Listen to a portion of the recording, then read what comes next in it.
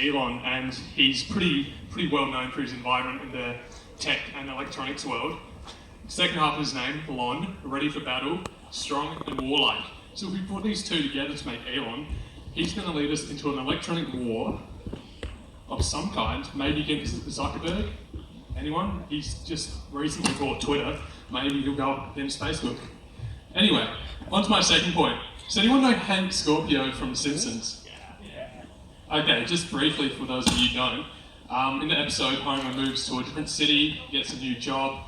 Hank Scorpio's his new boss. He's a big billionaire, owns his own company. Life's good, but there's something wrong, there's something missing, and that's secretly because Hank Scorpio is actually a supervillain. Now, if we look to this picture here of Hank, and to this picture of Elon, I think you can see similarities. Now, if we go to this little graph I've made here, both successful businessmen, they both want a better world, both very nice guys, sure.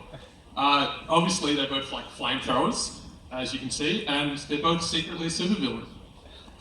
Third point, Starlink. So, Starlink is basically Skynet. And for those of you who haven't seen Terminator, you should watch it. It's a great movie. Arnold was back in the day when he was Mr. Universe or something. Anyway, so Starlink is a bunch of satellites and technology using powerful AI. And Elon's going to be responsible for creating his Terminator from this technology and satellites. Moving on to Neuralink. Basically, he wants to implant chips into your head. I feel like I don't really need to say much more about this one. He'll use this for mind control.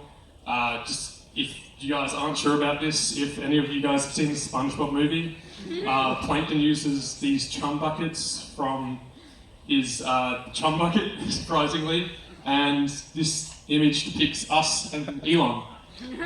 So, obviously Elon's Plankton, and we're the people getting mind controlled. So in conclusion, we're screwed. But for the sake of not doing the complete same presentation as last year, I want to give us a counterpoint. Now, if we look at these other supervillains, Dr. Doom from Smurfs from, what's that show? Phineas and Ferb, thank you. Yes. Gru from Despicable Me, I'm sure everyone remembers Minions. And Willem Dafoe. I mean the Green Goblin. Anyway, all these supervillains, all these are fathers, like Elon. Now, Dr. Doom from Smurf, just going to call him Dr. D because I can't say his name, is a great father. Right here, it's depicting a scene where he's on a motorbike with his daughter, and this guy comes up and catcalls his daughter. So like any good dad he does, he completely obliterates the guy who's catcalled his daughter.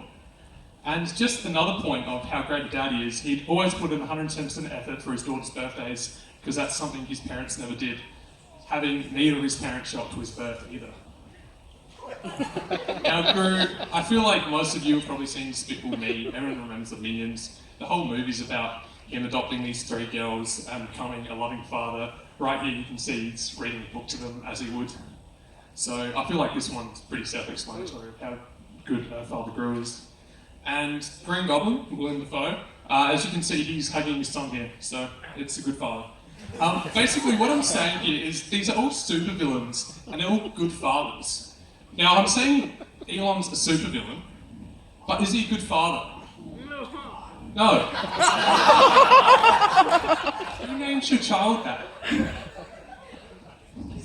But whichever side you're going to take, end this off. Basically, with this point, I'm saying Elon Musk isn't a supervillain, but in the words of Megamind,